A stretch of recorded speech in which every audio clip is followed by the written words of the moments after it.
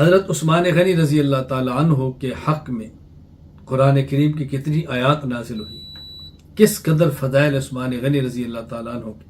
Number 1 سورۃ البقرہ آیت number 262، الذین ينفقون اموالهم فی سبیل اللہ ثم لا يتبعون ما انفقوا منا ولا اذى لهم اجرهم عند ربهم ولا خوف علیہم ولا هم يحزنون۔ جو لوگ اللہ کے راستے میں اپنا مال خرچ کرتے ہیں پھر جتلاتے نہیں ہیں اور مال دے کر کسی کو تکلیف نہیں دیتے، خدا ان کو اجر بھی دے گا، نہ ان پر آئندہ کا خوف ہوگا، نہ پچھلی تکلیفوں کا غم ہوگا۔ یہ آیت کس موقع پر نازل ہوئی؟ امام شمس الدین ابو عبداللہ محمد بن احمد بن ابو بکر بن فرح الانصاری الخزرجی القرطبی رحمہ اللہ تفسیر الجامع لاحکام القرآن اس آیت کے ساتھ فرماتے ہیں انہا نزلت فی عثمان بن عفان، یہ حضرت عثمان رضی اللہ تعالیٰ کے حق میں نازل ہوئی۔ کب؟ قال عبد الرحمن بن سمرہ جاء عثمان بألف دینار فی جیش العسرہ فصبها فی حجر رسول اللہ صلی اللہ علیہ وسلم۔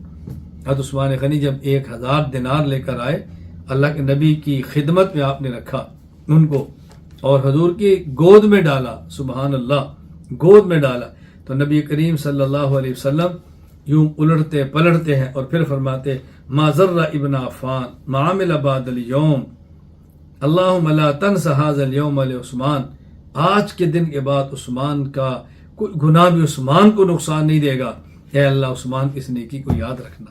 اللہ اکبر، اللہ کو تو یاد ہی ہے، اللہ کہاں بولتے ہیں، یہ تو حضور اپنے لفظوں میں دعا فرما رہے۔ پھر ابو سعید خدری رضی اللہ تعالیٰ عنہ فرماتے ہیں میں نے رسول اللہ صلی اللہ علیہ وسلم کو دیکھا رافعا یدو لعثمان، آپ ہاتھ اٹھا کے عثمان کے اللہ سے دعا مانگتے ہیں اور دعا کیا یا رب عثمان، یا عثمان کے رب انی رضیت عن عثمان، اے اللہ میں عثمان سے راضی ہوں، فرض عنہ، اے اللہ تو بھی عثمان سے راضی ہو جا۔ فما زال یدعو حتی طلع الفجر، صبح صادق تک آپ یہ دعا مانگتے رہے۔ فنزلت الذین ينفقون اموالهم فی سبیل اللہ ثم لا يتبعون ما انفقوا منا ولا اذى، پھر یہ آیت نازل ہوئی۔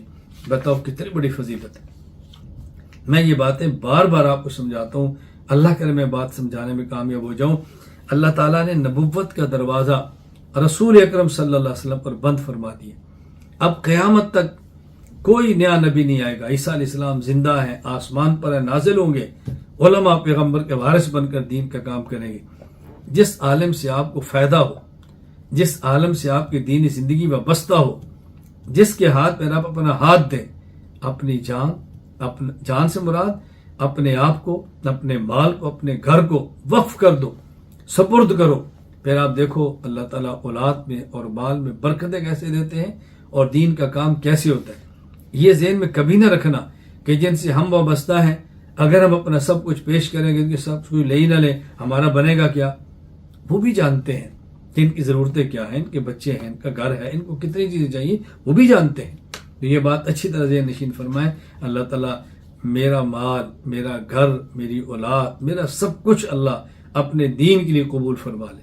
اللہ تعالیٰ اس بیان کو سننے والے مرد ہوں یا خواتین، ان کا گھر، ان کی جان، ان کا مال، ان کی اولاد، سب کچھ اللہ اپنے دین کے لیے قبول فرما لے تو یہ اللہ تعالیٰ کا ہمارے اوپر یقین فرمائے بہت بڑا احسان ہوگا، بہت بڑا احسان ہوگا، بہت بڑا احسان ہوگا۔ خدا کی قسم ہے کہ اس درد کے ساتھ یہ بات سمجھاؤں، یہ موت کی بات سمجھ آئے گا کہ جب اللہ نے ہمارا کچھ لیا ہے تو ہمیں دیا کیا ہے۔ دنیا میں یہ باتیں کبھی سمجھ آ جاتی ہے، کبھی نہیں بھی آتی، اللہ ہم کو سمجھا دے۔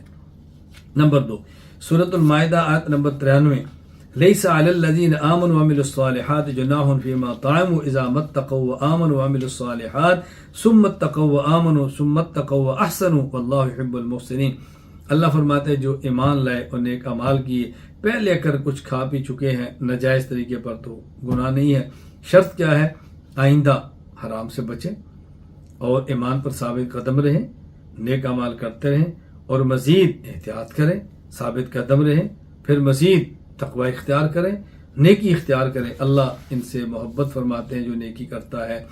یہ آیت امام ابو بکر عبداللہ بن محمد ابن ابی شیبہ العبسی الکوفی رحمہ اللہ وفات 235 ہجری، المصنف لابن ابی شیبہ باب فی میسر عائشہ وعلی و طلحہ کے اندر فرماتے ہیں قال علی اخبرهم ان قولی فی عثمان احسن القول، فرمایا کہ میری بات عثمان کی بہترین بات ہے.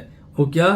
ان عثمان کان مع الذین آمنوا وعملوا الصالحات، عثمان ان لوگوں کے ساتھ ہے جن کے بارے میں اللہ فرماتے ہیں الذین آمنوا وعملوا الصالحات.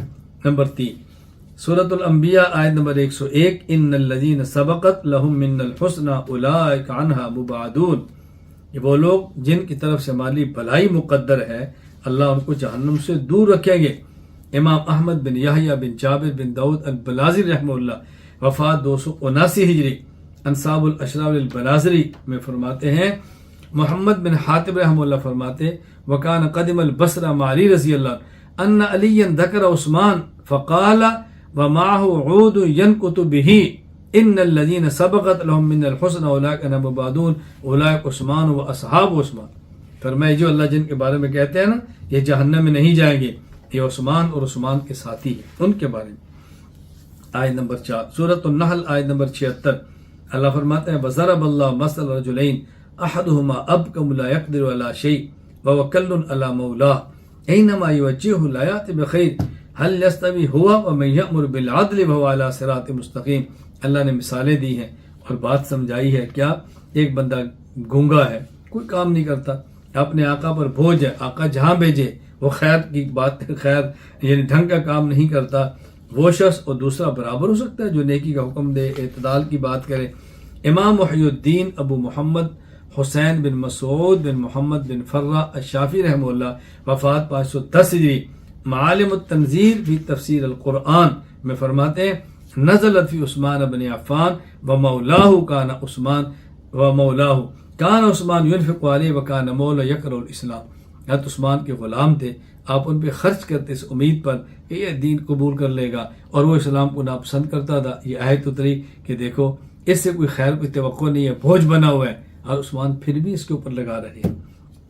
آیت نمبر 5 سورۃ الزمر آیت نمبر 9 امن هو قانت آناء اللیل ساجدا وقائما يحذر الآخرة ويرجو رحمة ربي قل هل يستوي الذين يعلمون والذين لا يعلمون انما يتذكر اولو الالباب. وہ شخص جو رات کی تاریکیوں میں سجدے کرتا ہے، قیام کرتا ہے اور آخرت کے عذاب سے ڈرتا ہے، اللہ سے امیدیں وابستہ رکھتا ہے، کیا یہ لوگ، یہ عالم، اصل عالم وہ ہوتا ہے جس کے علم کے مطابق عمل ہو، کیا یہ اور جاہل یعنی بد عمل کیا یہ برابر ہو سکتے ہیں؟ اللہ اکبر. حضرت یحییٰ بکا رحمہ اللہ، امام حافظ اماد الدین ابو الفدا اسماعیل ابن کثیر رحمہ اللہ وفات 774 ہجری تفسیر قرآن کریم تفسیر القرآن کریم کے اندر اس آیت پر فرماتے ہیں یحییٰ بکا فرماتے ہیں انہوں نے عبداللہ بن عمر رضی اللہ عنہ کو سنا، انہوں نے آیت پڑھی امن وقال، پھر فرمایا ذالک عثمان بن عفان، یہ عثمان بن عفان کے بارے میں. انما قال ابن عمر ذالک لکثرت صلاۃ امیر المؤمنین عثمان باللیل وقراءته حتى انه ربما قرأ القرآن فی رکعت. یہ ان کے بارے میں کیوں فرمایا؟ اس لیے کہ عثمان غنی رضی اللہ تعالیٰ عنہ کثرت کے ساتھ رات بہت عبادت کرتے، حتیٰ کہ ایک رکعت میں مکمل قرآن کریم کو ختم فرما لیا کرتے تھے.